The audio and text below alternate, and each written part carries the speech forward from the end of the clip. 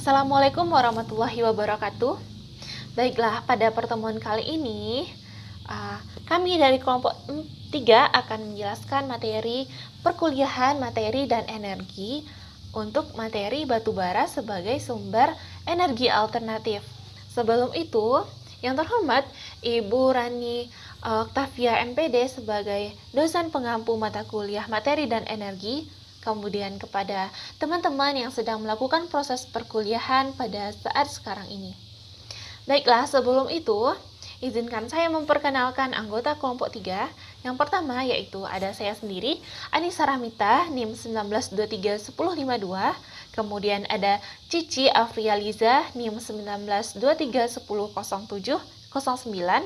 Kemudian Dehan Nelvani Gusti dengan NIM 19231014.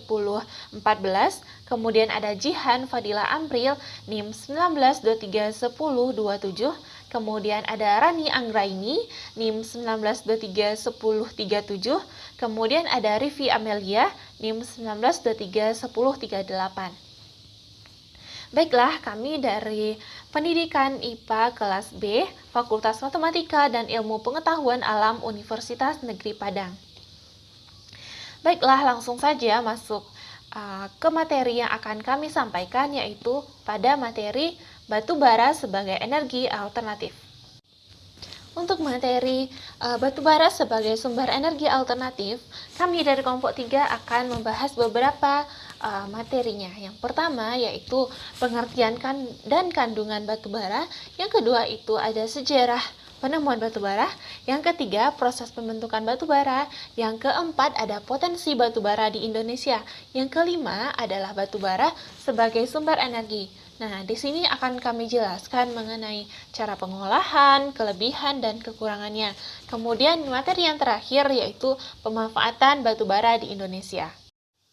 Materi pertama akan dibahas oleh Dehan Nelvani Gusti, yaitu pengertian dan kandungan batubara. Kepada Dehan disilakan. Baiklah, Dehan akan membahas materi pertama yaitu mengenai batubara. Langsung saja, kita harus tahu dulu apa sih itu batubara. Nah, apa sih kandungan yang ada dalam batubara tersebut? Nah, mari kita bahas satu persatu. Nah, di sini Dehan akan bahas dulu pengertian dari batubara. Nah, batubara itu adalah yang terbentuk dari tumbuhan atau pohon yang berasal dari hutan yang bukan tempat di mana batubara itu terbentuk. Nah, pembentukan batubara itu terjadi menjadi dua proses, yaitu atau dua tahap. Yang pertama yaitu biokimia dan yang kedua tahap geokimia. Nah, dan akan bahas dulu apa itu pengertian batubara. Nah, pengertian batubara itu adalah batubara itu adalah salah satu bahan fosil. Pengertian batubara secara umum adalah batuan dari sedimen yang dapat terbakar atau mudah terbakar. Nah, terbentuk dari endapan organik, utamanya adalah sisa-sisa tumbuhan menumpuk dan terkubur selama usia geografis dan yang ditransmisikan oleh panas dan tekanan. Nah, itu adalah pengertian dari batubara secara umum. Nah, kemudian kita lihat apa sih unsur-unsur batubara gitu. Nah, unsur-unsur batubara itu yang terdiri dari karbon, ada dengan sedikit hidrogen, kemudian oksigen, nitrogen, sulfur, dan hal-hal anorganik lainnya. Sebagian besar benda anorganik dibawa oleh tanah setelah sedimentasi tanaman itu sendiri. Itu adalah unsur-unsur batubara. Nah, kemudian kita masuk ke unsur batubara, kandungan batubara menurut Diesel tahun 1981. Materi pembentukan batubara tersebut yang pertama ada alga. Teman-teman bisa lihat sendiri di sini ada tumbuhan alga yang seperti jaring-jaringan. Nah, ini alga berwarna hijau. Kemudian ada namanya Xylophyta.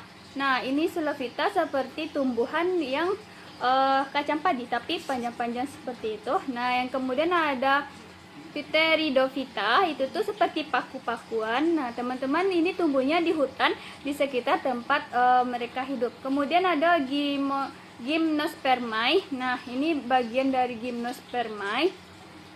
Nah, Gymnospermae, Angiospermae atau Magnolipita itu biji atau bakal biji yang selalu dilindungi penuh oleh bakal buah sehingga tidak terlihat dari luar.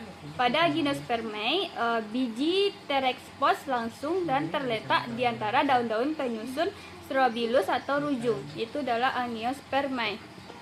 Sedikit tambahan teman-teman, tadi ada yang tertinggal, itu kita bahas alga. Nah, apa sih itu alga? Nah, teman-teman harus tahu dulu, alga itu adalah sekumpulan organisme autotrof maupun heterotrof yang tidak memiliki organ dan fungsi perbedaan fungsi yang nyata. Nah, sebagian besar merupakan fototrof, yaitu memperoleh makanan dengan bantuan foton, namun ada pula memperoleh nutrisi kombinasi fototrof dengan osmotrof dan lain-lain. Nah, itu adalah mengenai dari batu bara. Kemudian kita kembali lagi ke materi batu bara. Nah, di mana batu bara itu bukanlah bahan bakar yang sempurna, melainkan kurang sempurna. Terikat di dalamnya ada sulfur dan nitrogen. Bila baru ini terbongkar, kotor-kotoran ini bukan dilepas ke udara. Bila mengapung di udara, zat kimia ini dapat menggabung dengan uap air seperti contoh kabut. Nah, itu adalah batu bara. Kemudian kita bahas di dalam batu bara terdapat kandungan sulfur. Apa sih itu sulfur? Nah, sulfur itu zat kimia kekuningan yang ada di sedikit di batu bara. Pada beberapa batu bara yang ditemukan di Ohio. Nah, kemudian materi selanjutnya akan dijelaskan oleh teman saya. Nah, di sini saya sudahi dulu dan saya akhiri. Kalau ada kata-kata yang salah mohon dimaafkan. Saya kembalikan ke moderator. Terima kasih. Assalamualaikum warahmatullahi wabarakatuh. Baiklah, untuk materi kedua, saya akan menjelaskan mengenai sejarah penemuan batu bara. Nah, seperti penyajian materi sebelumnya, batu bara itu adalah batuan yang mudah terbakar dan dihasilkan ketika tanaman darat dan tanaman air menumpuk sehingga terkubur selama usia geografis dan ditransmisikan oleh panas dan tekanan. Nah, mengenai usia batu bara, lebih dari 1/3 dari batu bara dunia terbentuk selama era Paleozoikum, sekitar 5 hingga 2 juta tahun yang lalu. Sebagian besar juga diperkirakan terbentuk pada zaman karbon pada zaman Paleozoikum tersebut. Nah, sejarah penambangan batu bara, kita akan pergi ke ribuan belakang tahun yang lalu, di mana tambang awal batu bara ini didokumentasikan di Cina kuno, Kekaisaran Romawi. Ini menjadi bagian penting dalam revolusi industri pada abad ke-19 juga ke-20. Ketika itu, batu bara digunakan untuk menggerakkan mesin uap, juga menghasilkan listrik. Nah, hal ini dikuatkan juga dengan perjalanan dari Marco Polo. Nah, batu bara ini ditemukan Marco Polo, yaitu salah seorang petualang dunia di abad ke-13 berkebangsaan Italia. Pada tahun 1271, dia telah menjelajah di negeri Cina. Selanjutnya, dia melakukan pertualangan selama 25 tahun. Kemudian kembali ke negerinya dengan membawa banyak cerita dan pengalaman. Salah satu kisah menarik adalah ditemukannya benda aneh yang disebut dengan batu bara yang dimanfaatkan orang Cina sebagai bahan bakar. Batu bara ini sebenarnya menurut dia sudah ratusan tahun yang silam digunakan sebagai bahan bakar di sana. Penambangan batu bara terus berlanjut, sehingga aktivitas ekonomi yang penting saat ini juga berasal dari kontribusi yang kuat dari batu bara. Tetapi pemanfaatan batu bara ini juga mulai menurun karena kontribusi batu bara ini terkait dengan pemanasan global dan masalah lingkungan yang lainnya, sehingga sedikit demi sedikit juga mengakibatkan penurunan permintaan di beberapa wilayah. Nah, jika kita bandingkan dengan bahan bakar kayu, batu bara menghasilkan jumlah energi yang lebih tinggi dan seringkali dapat diperoleh di daerah di mana kayu tidak tersedia. Nah, penambang kita kembali lagi membahas juga batu bara. Nah, penambangan batu bara skala besar berkembang selama revolusi industri dan batu bara menjadi sumber utama atau energi primer untuk industri dan transportasi di kawasan industri pada abad ke-18 hingga 1950-an. Nah, batu bara ini ditambang hari demi hari dalam skala besar dengan tambang terbuka. Nah, Inggris mengembangkan teknik utama penambangan batu bara di bawah tanah di akhir abad ke-18 dan seterusnya. Dengan kemajuan lebih lanjut juga didorong oleh kemajuan pada abad ke-19 dan awal abad ke-20. Kemudian, minyak gas semakin banyak juga digunakan sebagai energi alternatif sejak abad ke-19 dan ke-20 tersebut.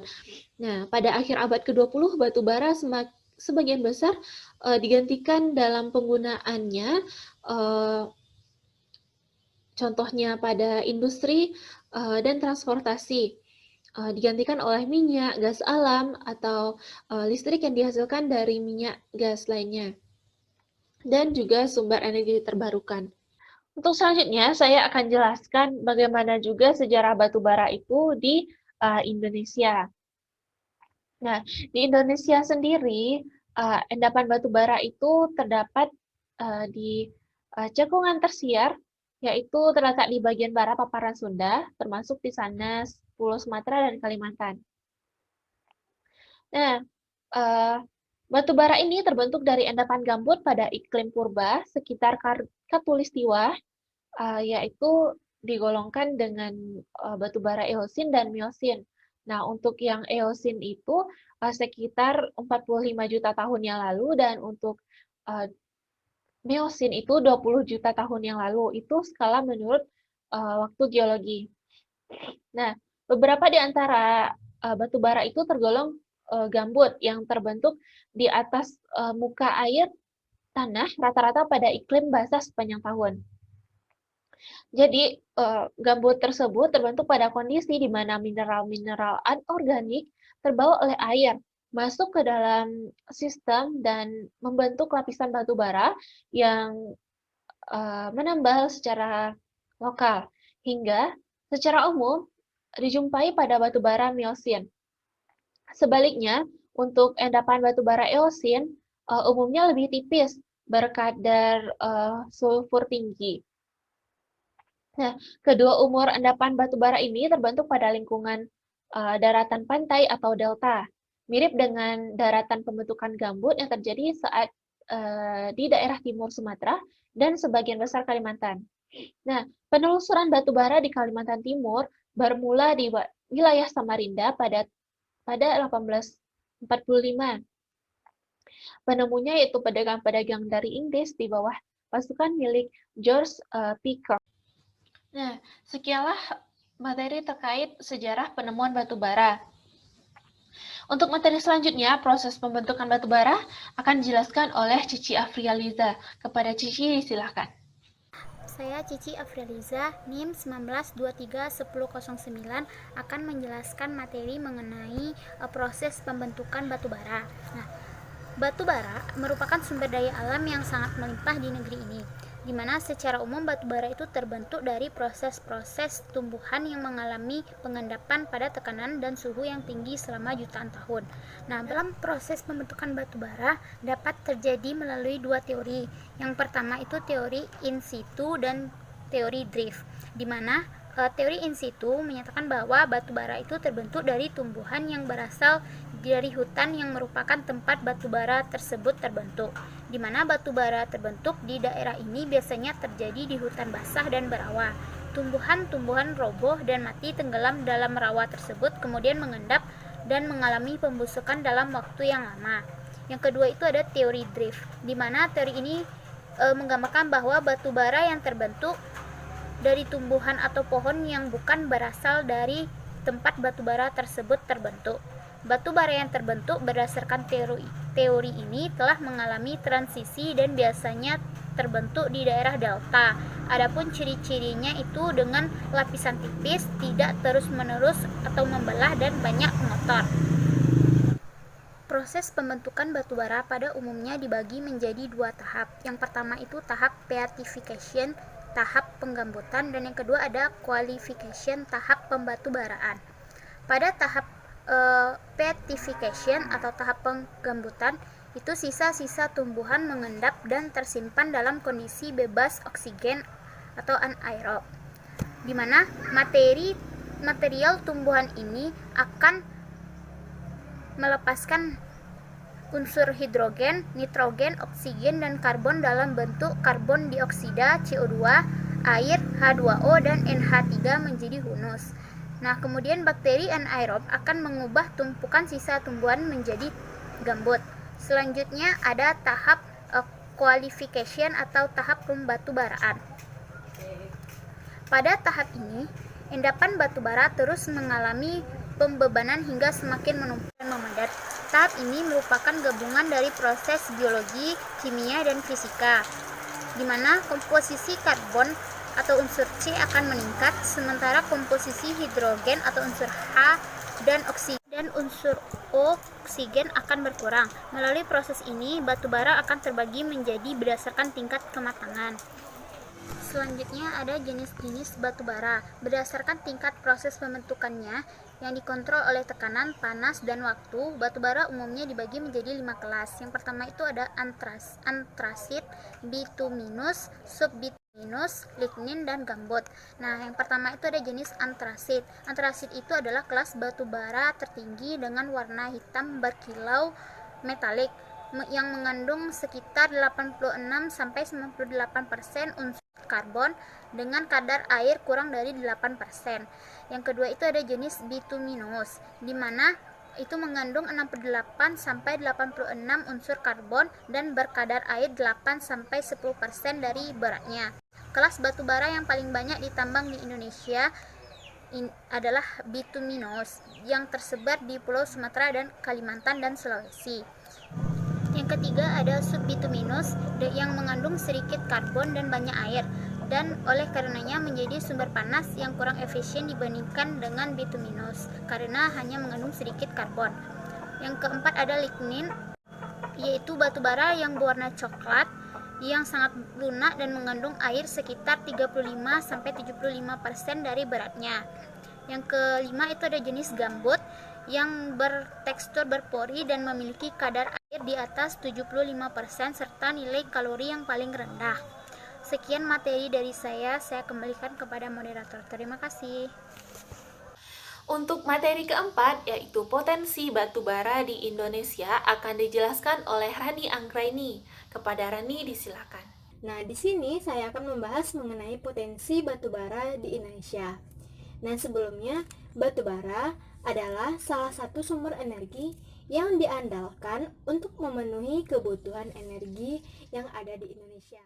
Nah, untuk potensi batu bara terbesar di Indonesia itu ada di Pulau Kalimantan dan juga Pulau Sumatera. Selain itu, batu bara juga terdapat di beberapa daerah lain, walaupun dengan potensi yang lebih kecil.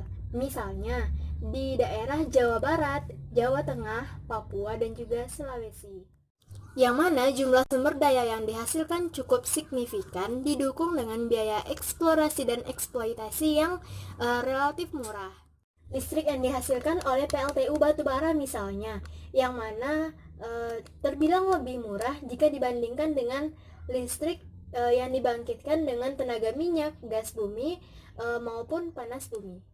Melalui ekspor, batubara sejak lama juga diandalkan sebagai penyumbang devisa negara, yang mana dari segi pemanfaatan sebagai sumber energi pembangkit tenaga listrik. Proses pembatubaraan yang menghasilkan gas metana batubara dimanfaatkan sebagai energi yang setara dengan gas alam lainnya. Nah, secara umum, potensi batubara di Indonesia dapat dibagi menjadi potensi batubara permukaan dan juga potensi batubara bawah permukaan. Yang mana potensi batubara permukaan ini kedalamannya 0 sampai dengan 100 meter. Sedangkan potensi batubara bawah permukaan itu minimal kedalamannya 100 meter lebih. Berdasarkan hasil kegiatan eksplorasi badan usaha dan kegiatan eksplorasi pemerintah, dalam hal ini Pusat Sumber Daya Mineral Batubara dan Panas Bumi Badan Geologi mengatakan jumlah potensi permukaan batubara tercatat di 1151 lokasi. Nah, berdasarkan informasi yang dimuat pada November 2018 lalu, ada sebanyak 164,39 miliar ton. Sedangkan jumlah cadangan batubara tercatat 37,94 miliar ton, yang terdiri dari cadangan terkira dan cadangan terbukti. Nah, berbeda dengan batubara permukaan, batubara bawah permukaan di Indonesia masih sedikit sekali dieksplorasi, sehingga hingga saat November 2018 lalu, potensi sumber daya batubara bawah permukaan Indonesia tercatat sebesar 43 miliar ton. Nah, di Indonesia sendiri, endapan batubara yang bernilai ekonomis terdapat di cekungan tersier, yang mana terletak di bagian barat paparan Sunda. Ini juga termasuk Pulau Sumatera dan Pulau Kalimantan. Pada umumnya, endapan batubara ekonomis tersebut dapat dikelompokkan sebagai batubara berumur Eosen atau sekitar tersier bawah, yang mana kira-kira berumur sekitar 45 juta tahun lalu, dan juga Miosen atau sekitar tersier atas yang kira-kira berumur 20 juta tahun yang lalu menurut skala waktu geologi. Nah, berikut adalah peta sebaran potensi batubara yang ada di Indonesia. Sekian informasi yang dapat saya sampaikan, lebih dan kurangnya saya mohon maaf, saya kembalikan kepada moderator. Terima kasih. Untuk materi kelima akan dijelaskan oleh Rivi, yaitu terkait batubara sebagai sumber energi. Kepada Rivi disilakan. Baiklah, saya Rivi Amelia, NIM 19231038, akan melanjutkan materi mengenai batubara sebagai sumber energi, cara pengolahan, kelebihan dan kekurangannya.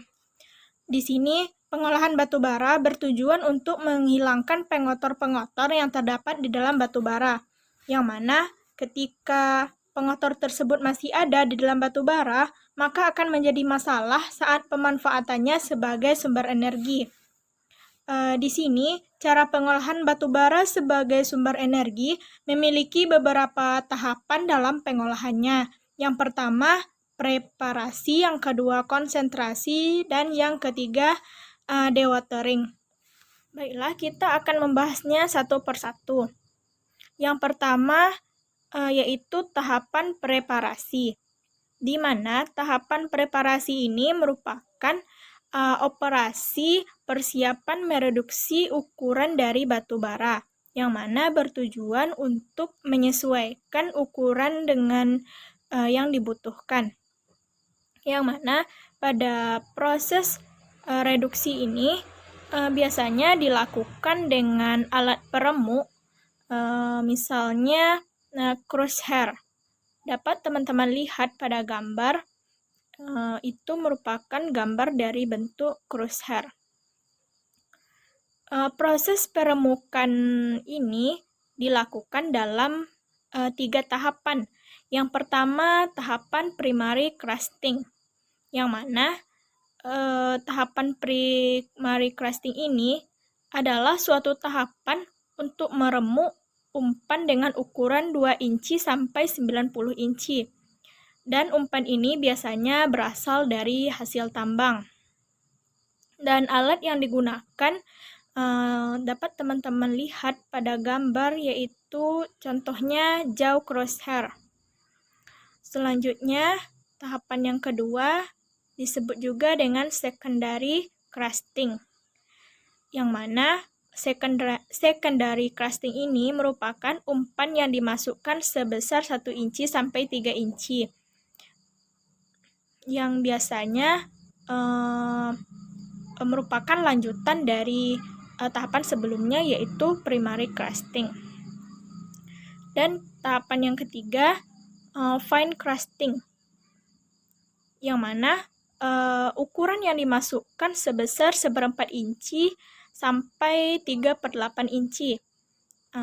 Dan alat yang digunakan salah satunya ball mill. Dapat teman-teman lihat pada gambar, itu merupakan gambar dari ball mill. Selanjutnya, tahapan konsentrasi. Pada tahapan konsentrasi ini dilakukan operasi pemisahan antara batu bara dengan pengotornya. Di sini didasarkan pada warna atau kilap batu bara dan pada berat jenis. Nah, misalnya ada pengotor yang seperti pasir, pasti akan berbeda dengan warna yang dimiliki oleh batu bara. Sedangkan berat jenis, cara pemisahannya disebut juga dengan konsentrasi gravitasi, yang mana caranya meliputi flowing film concentration, jingging, dan sifat permukaan. Pada flowing film konsentrasi, proses konsentrasi mendasarkan atas aliran tipis. Yang kedua, jingging. Jingging ini proses konsentrasi yang mendasarkan kecepatan mengendap antara pengotor dan batu bara. Dan yang ketiga, berdasarkan sifat permukaan. Pada proses ini, proses konsentrasi yang mendasar pada di sini yaitu pada ada atau tidaknya mineral terhadap gelembung udara. Selanjutnya, proses dewatering. Pada proses dewatering ini dilakukan operasi pemisahan antara cairan dengan padatan.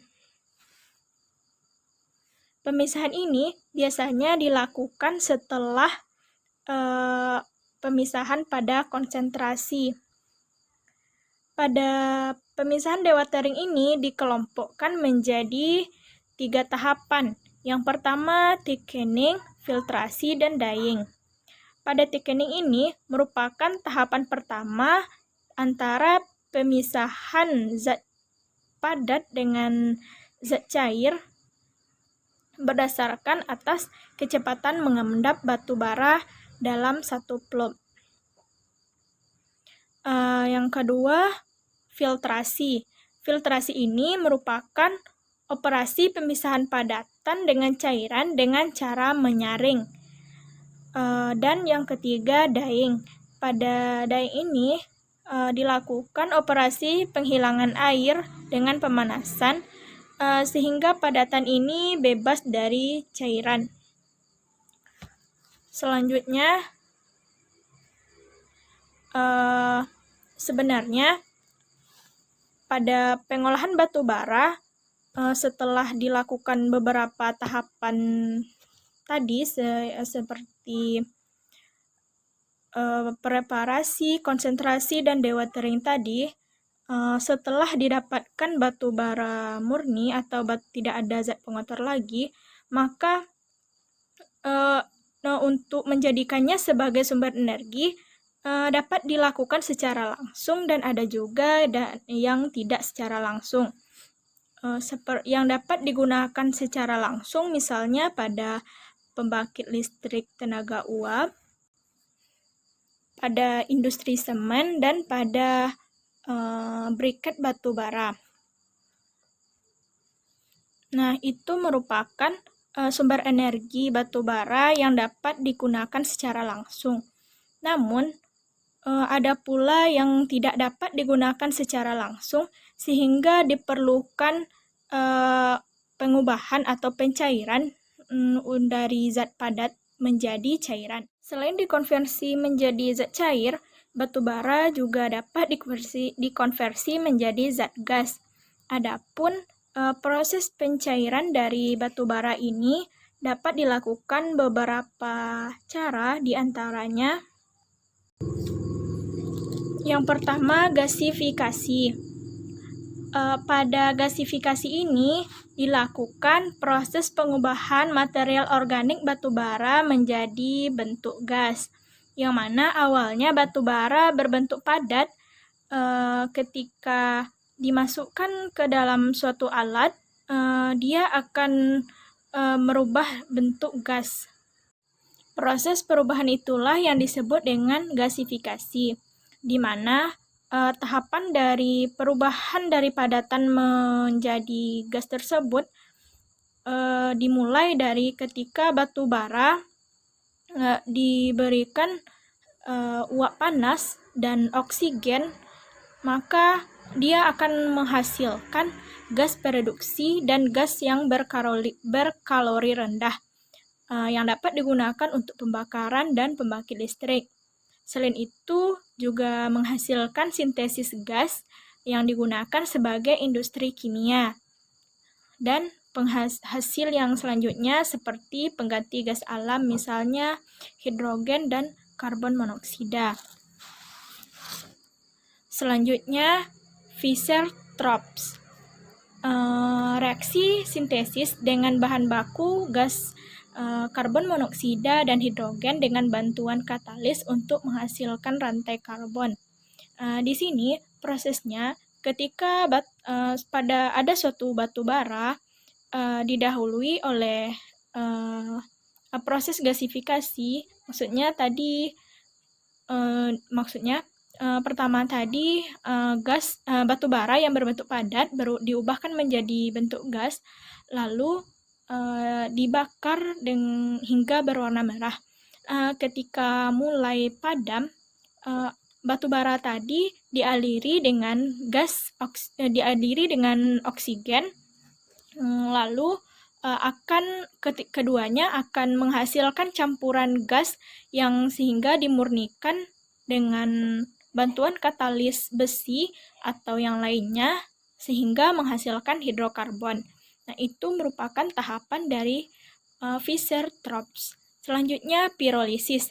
Pirolisis ini merupakan proses dekomposisi kimia dengan menggunakan pemanasan tanpa oksigen untuk memperoleh karbon atau arang. Dari reaksi ini, selain karbon yang dihasilkan, ada juga beberapa gas yang dihasilkan seperti karbon monoksida, karbon dioksida, dan lain sebagainya.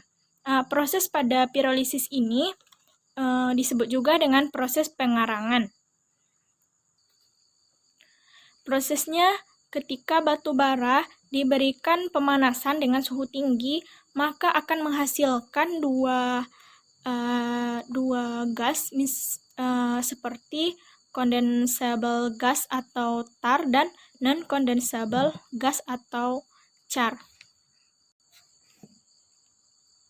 Nah, tar ini berfungsi sebagai pembakaran bahan bakar mesin, diesel, dan combustion turbine.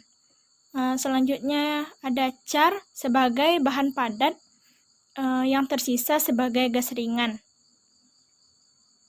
Selanjutnya, tahapan hidrogenasi. Pada tahapan hidrogenasi ini, proses reaksi batu bara dengan gas hidrogen bertekanan tinggi, di mana ada sebuah batu bara diberikan gas hidrogen dengan bantuan katalis oksida besi dengan tekanan 35 sampai 27 atmosfer dan temperatur sekitar 375 sampai 450 derajat Celcius, maka ia akan menghasilkan radikal bebas.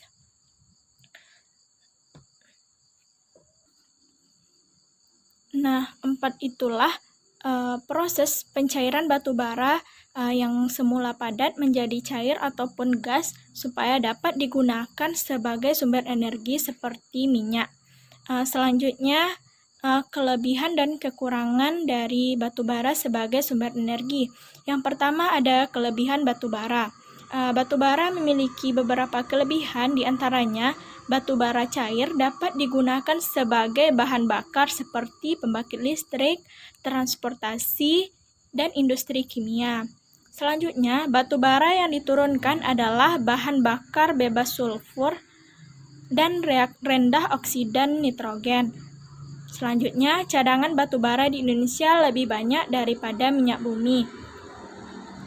Yang selanjutnya, harga batu bara yang terjangkau dibandingkan harga minyak bumi, dan bahan bakar cair dari batu bara merupakan bahan bakar yang ultra bersih. Selanjutnya ada beberapa kekurangan dari batu bara. Yang pertama, pembakaran batu bara menghasilkan polutan yang memicu pemanasan global dan perubahan iklim. Selanjutnya, partikel hasil pembakaran dapat menyebabkan penyakit. Dan limbah padat batu bara beracun. Mungkin itu saja materi dari saya. Sekian, terima kasih. Untuk materi keenam akan dibahas oleh Jihan Fadila Amril, yaitu terkait pemanfaatan batu bara di Indonesia. Kepada Jihan disilakan. Baiklah, di sini saya akan menjelaskan materi yang terakhir, yaitu mengenai pemanfaatan batu bara di Indonesia. Yang pertama yaitu sebagai sumber bahan bakar pembangkit listrik.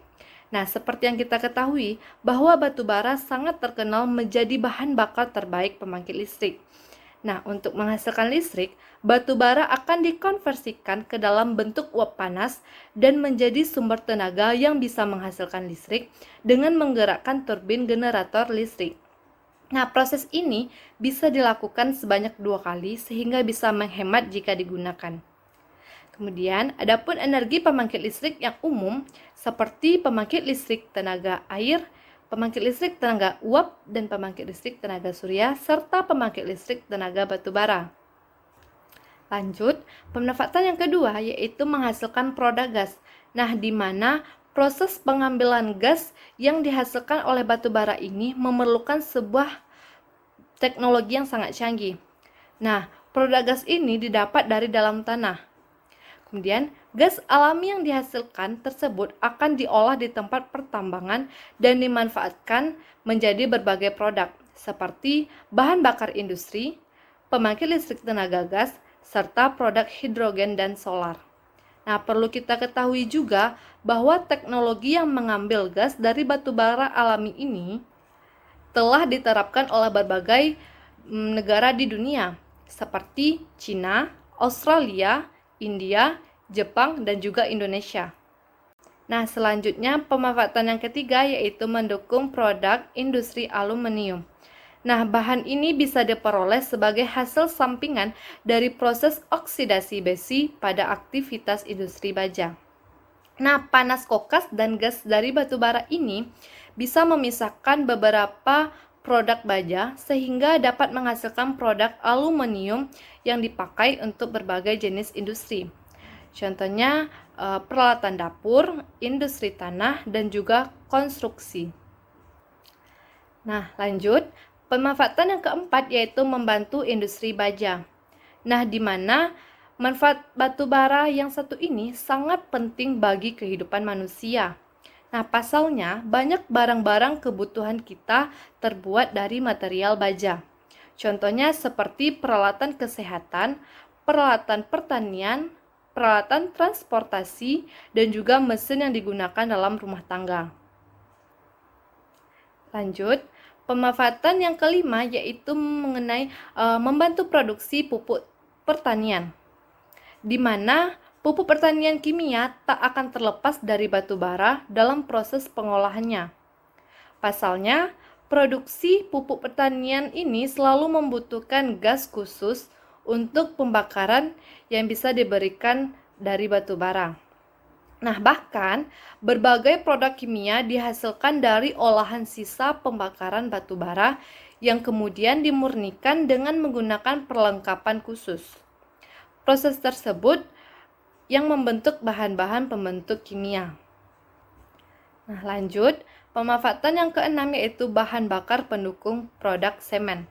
Nah, di mana batu bara bisa dijadikan sebagai pendukung industri semen.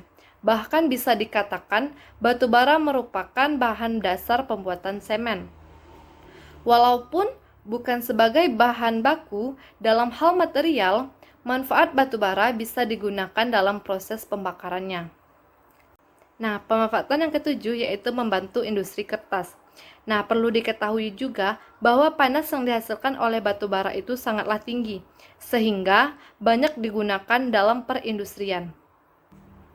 Nah, selain industri semen dan baja, manfaat batu bara juga dirasakan dalam industri kertas. Nah, batu bara sangat mampu dalam hal ini karena panas yang dihasilkan batu bara sangat stabil di dalam satu mesin pengolahan serat yang digunakan untuk industri bahan baku kertas. Nah, jika kita menggunakan bahan bakar selain batu bara, maka mungkin beberapa produk dari kertas tidak akan bisa digunakan dalam kehidupan sehari-hari kita. Nah, pemanfaatan yang terakhir yaitu bahan bakar yang berbentuk cair. Nah, manfaat batu bara lainnya ini sebagai bahan bakar berbentuk cair seperti minyak. Nah, minyak merupakan salah satu bahan bakar yang dibutuhkan oleh orang banyak dan persediaannya akan cepat habis bila digunakan secara boros. Nah, batu bara bisa menjadi solusi bahan bakar berbentuk cair yang dapat menghasilkan bahan bakar minyak.